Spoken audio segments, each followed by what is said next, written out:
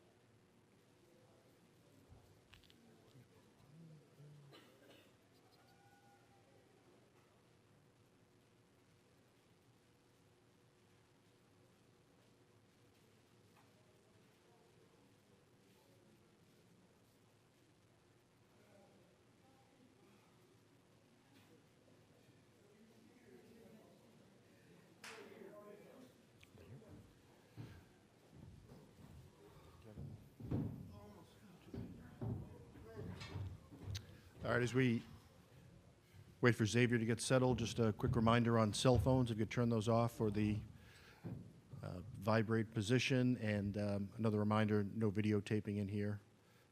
Quick cell phone pick is okay. We'll wait for Coach Mack before we get started. Also note the game time has been announced for Saturday, 3:09 Pacific as the tip-off, for those that haven't heard already.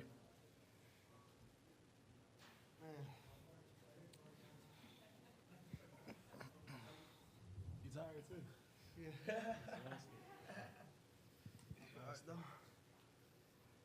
Can of corn. Whoa, whoa, baby. Oh,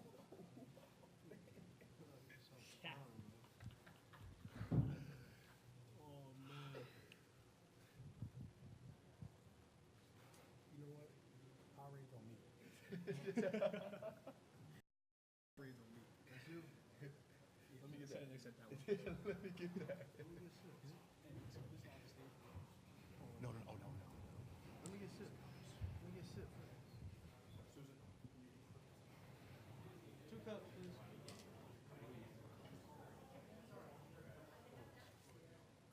I just never realized really when I decided to share them.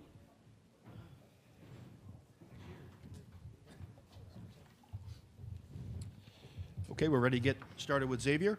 We have Coach Chris Mack here, and then next to him we have Trayvon Blewett, J.P. McCura, and Malcolm Bernard. We'll have Coach open it with an opening statement, and then we'll turn to questions after that. Coach? Well, obviously an emotional game, a game I'm really proud of our kids, our guys. They battled tooth and nail. You know, we got down 8 points with about 4.5 minutes to go, and you know, I just told them to not try to get it all back in 1 or 2 possessions, but you know, it's gotten to the point where they already know that. You know, they just sort of echo, Coach, we got it. You know, we understand, and that hasn't always been the case. And for us to be able to go out and put together consecutive stops and come down and execute says a lot about how much our team's grown. You know, I personally have so much love for Sean and his staff, and I know it's heartbreaking for them because they had a special year, a special season, and I know it's tough. But you know, today's a Xavier Day, and I'm proud of these guys here at the dais. Okay, hands for questions. We'll go in the front first. Just do your name and affiliation first time. Pat Brennan with the Cincinnati Enquirer. Congrats, Chris, guys. I know I haven't been on the beat the longest, Chris, but that was the most animated I've ever seen you on the sideline. Are you able to verbalize what this means to you and the program, and how you feel for these guys? Well, I just think that any team that can get, you know, through the eye of the needle to get to an Elite Eight, you're playing unbelievable teams. And, you know, I told these guys that after our first week in Orlando, which I thought we played selfless basketball, I thought we competed and played hard. There were a lot of people talking about how we had a favorable draw. And I think that bothered our guys. You know, it was almost like we beat the second-place Big Ten team pretty convincingly in the second half. You know, we throttled Florida State, a 3 seed, and all of a sudden it was about how Florida State wasn't the team that everybody talked about. And I think our guys earned a lot today, but they had already earned that in my book, the way we battled back from the 6-game losing streak a long time ago. So, yeah, it was emotional, and really happy that our guys played to win every possession tonight. Okay, we'll go on the left, second row. I know congratulations on the victory, and I know you just won the game, but your thoughts on facing Gonzaga on Saturday? I have no thoughts about Gonzaga at this point, and I'm not being flip. I know Karnowski. If I mispronounced his name, I apologize. I know they have Nigel Goss. I know Mark Few's done an incredible job. I don't know a lot of their players. Jonathan Williams, we tried to get on a transfer, and he didn't give us much. I put all our efforts into focusing on Arizona. Go ahead. Chris, can you take us through that last play? Was that something you drew up with the intention of getting it to Sean with Ristic off the court, or? Yeah, well, when we came to the timeout, it was 50 seconds left in the game, and I'd called a play, I think 2 series, right, 2 pairs, and felt like it was too long developing, and by the time the shot would have gone up, whether we had made it or not. Arizona would have had the ball with less than a shot clock's worth of possession. So I opted to go with a little bit of a quicker play. And that one had worked for us earlier in the game. We felt like, they didn't press us, so Q was able to get the ball near half court because we wanted to go 2 for 1 down the stretch. And just fortunately, Sean was able to catch a great pass by Trey and put it in through all that traffic and, gave guys a boost of confidence. Then we had to defend. All right, go up front again.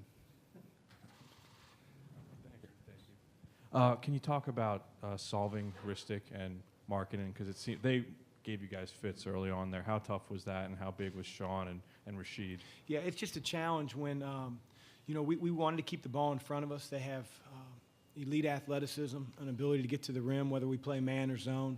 And I said at halftime that, I didn't want to come into the locker room and just, blast our guys for not blocking out because that wasn't the case. The problem was we weren't containing the ball and dribble penetration in the zone. And so when the shot went up, our bigs were helping in no position to block out.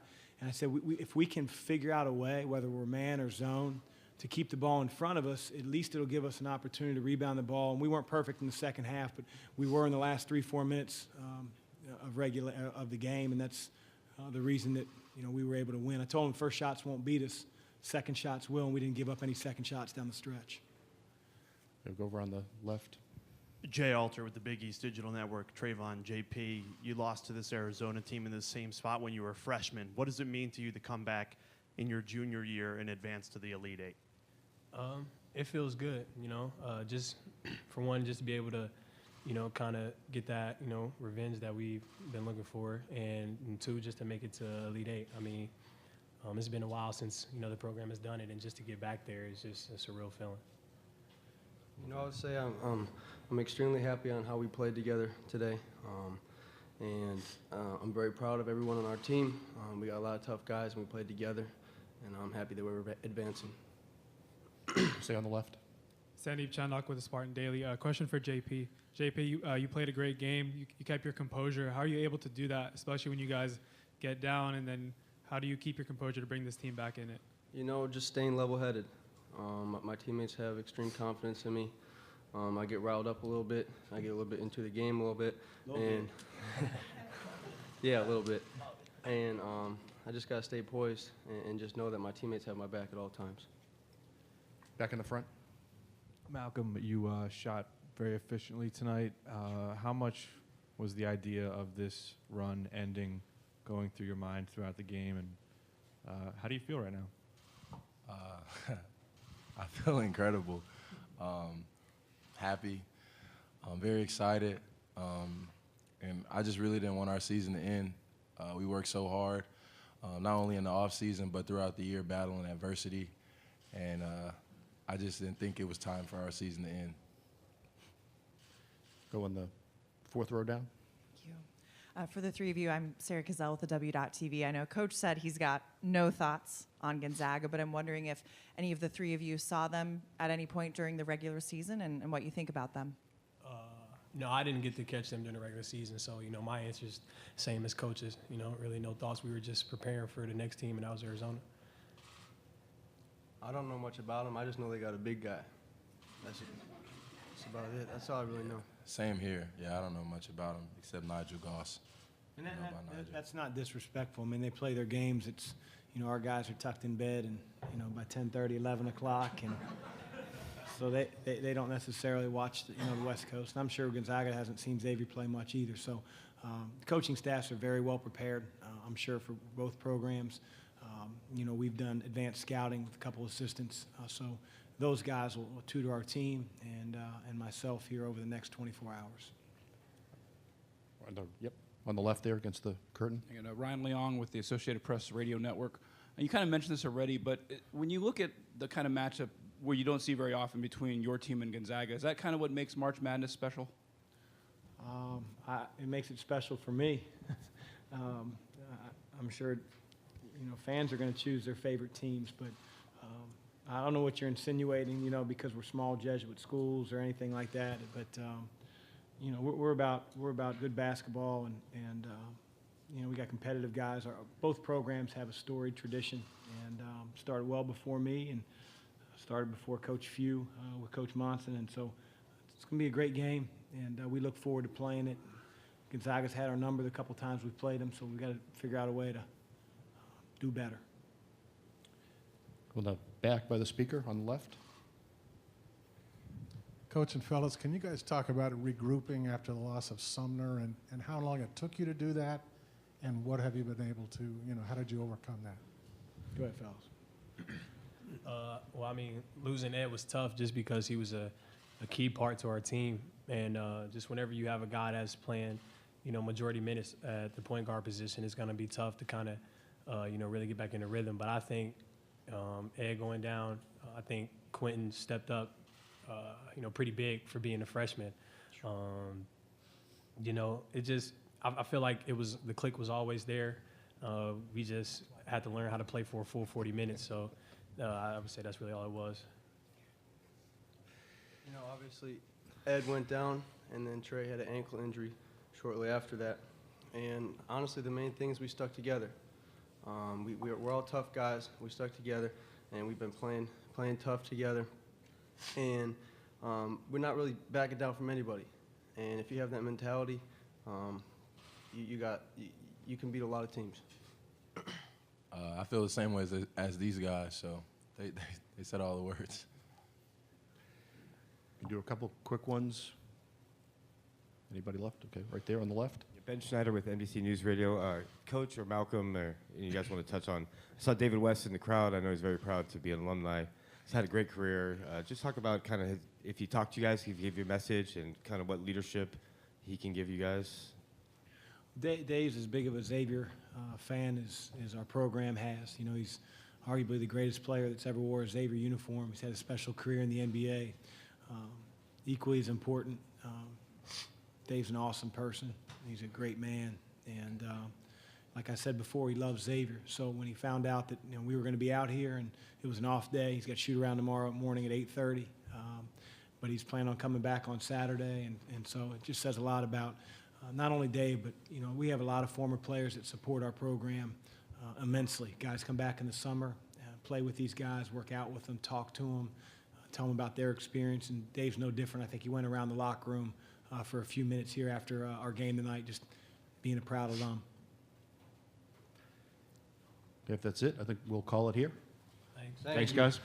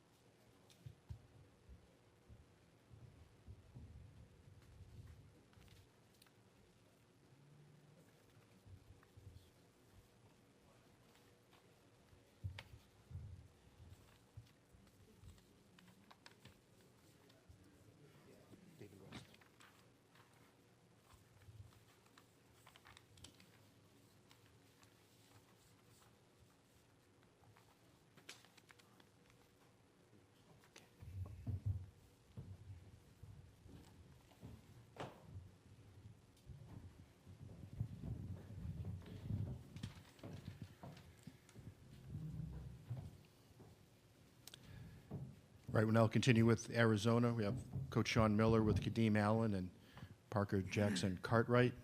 Coach, quick opening statement, then we'll open it up to questions.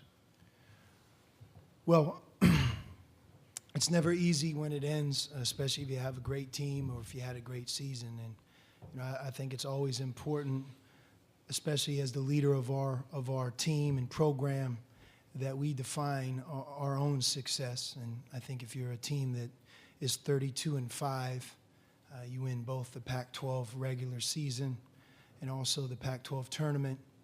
and our journey ends in the Sweet 16, it's hard to look at that as not getting it done or a failure.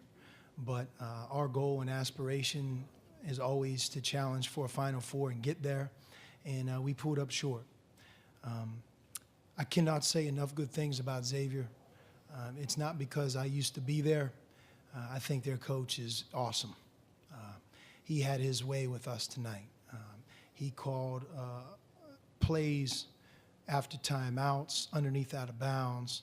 He got his players some great shots. I knew going into the game it was going to be a challenge, and there were a number of breakdowns that we had. Some of it is this is our plan, we have to execute it. And then there's some other things that, Chris is a great coach, and they have some clever older players in Blewett and McCura, and they all know their role on that team, and they executed. We could not guard them. If you just go through the numbers, it wasn't the total points. It was the field goal percentage, the three-point percentage, and the thing that kept us in the game is our rebounding. Usually when we have a 35 to 27 rebound margin, we win. And in very few times, if we're up 8 points with, I think, under 4 minutes, do we lose. But we did. When they had the opportunity to take a shot or make one, they made them. And we had a couple that didn't go in. Equally disappointed in myself. Our team never really ever established great confidence against the zone. And I think in some ways that was the reason defensively that we weren't as good as we usually are, or maybe better than we needed to be, because the game never really felt good. And that's on me. Your job when you get to this area, when you get to this level of college basketball, your best players got to be confident. We have to get them shots. I don't care what defense they're playing, 1-3-1, 2-3, man-to-man. And I didn't feel like we did that tonight. And that's probably the worst feeling you can have as a coach. This guy to my left, I'll only talk about him because he's leaving. There has never been anybody, and we had some great players, great kids at Xavier in Arizona, that means more to me, that embodies the good in college basketball than Kadeem Allen. And that's always the hardest part when you know that his time is up. And Parker also did an outstanding job. And, it's tough to look at our guys in disappointment because we've had so many great moments. And that's what makes the tournament so special.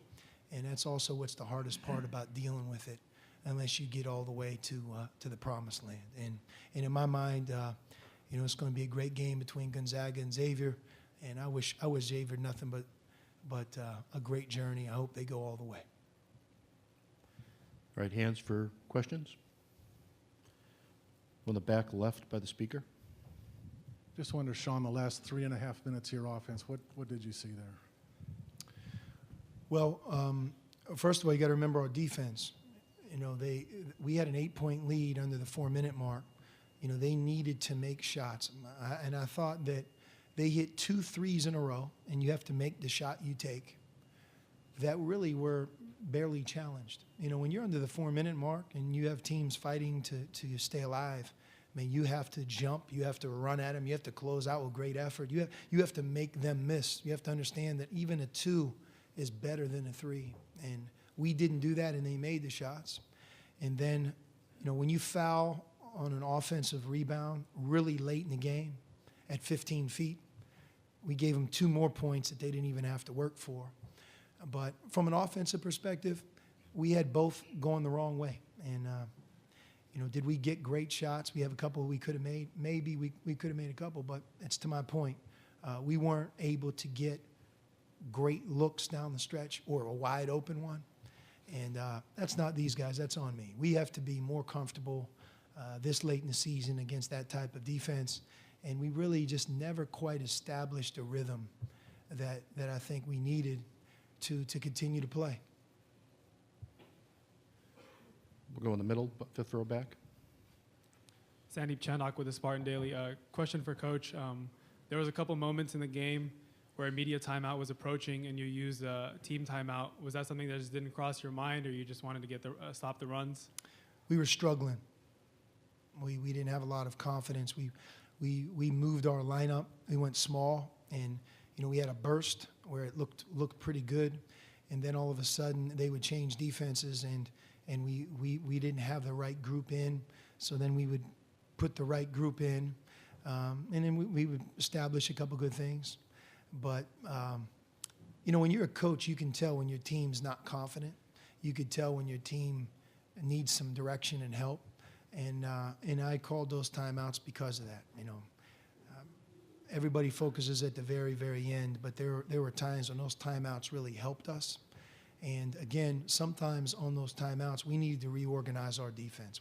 We had as hard of a time defending them as any team that we've played against this season. We had really no answers, including, they had a high-low 1-foot shot basically to put them up. And again, they execute. They do such a great job of getting their players shots, and they did a better job of that than I did. On the left. Ryan Leong, Associated Press Broadcast. A question for Kadeem. This, of course, being your last game, has to be very, a lot of emotions going through you. What are your thoughts after something like this? Hats off to Xavier. They're a good team. One time in their conference, they lost 6 in a row, and the coach did a good job to regroup them and get them back playing the basketball that they play. And, tonight they played a good game. Like Coach said, they made big shots, and, we really didn't have an answer, and we couldn't get a stop. But I'm proud of my team.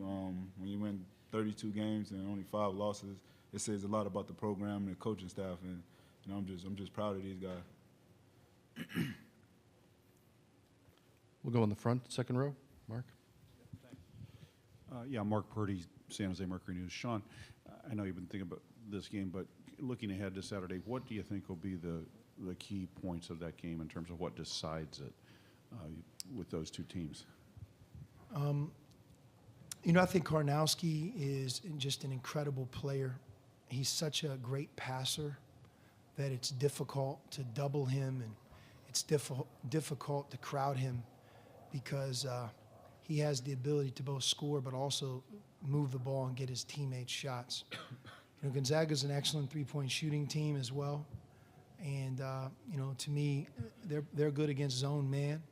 So I think Xavier's scheme defensively may not affect them as much, but I'll tell you this, that Xavier's capable of beating anybody, and they're playing great basketball. I think, again, back to Trayvon Blewett and Macura, two great competitors. In a game like tonight, sometimes those players can really rise to great heights. And Blewett had 25, and in the first half, we had no answer. One thing that really hurt us in this game is Kadeem picked up 2 fouls early on, and he means so much to our defense that we really almost played the entire first half without him. And although we were up 2, not having him out there hurt our team. And then in the second half, I thought Malcolm Bernard was great for Xavier. He went 3 for 3 from the three-point line, and his threes were big threes. So I forgot the question you asked me, to be honest with you. What are the key elements of Saturday's game? You've mentioned some, but is there one? Karnowski is really a problem inside. I mean, he can do it rebounding. He can do it in the post. He can do it by passing. And Gonzaga is very underrated defensively. If you look throughout the season, they've been probably as consistent on defense as maybe any team that Mark has had.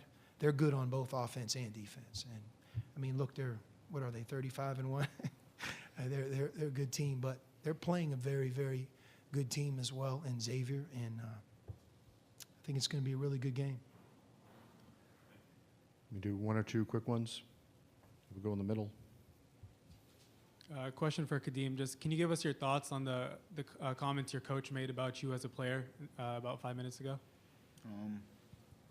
It speaks for itself. And my coaches, teammates, everyone in the program, they just give me the confidence that I've had towards the end of the season. And, I just took it, and I was just out there playing basketball, and I appreciated everything that he's done for me and the coaching staff and my teammates, and I love these guys. Okay, I think we'll close it off there. Thank you, guys.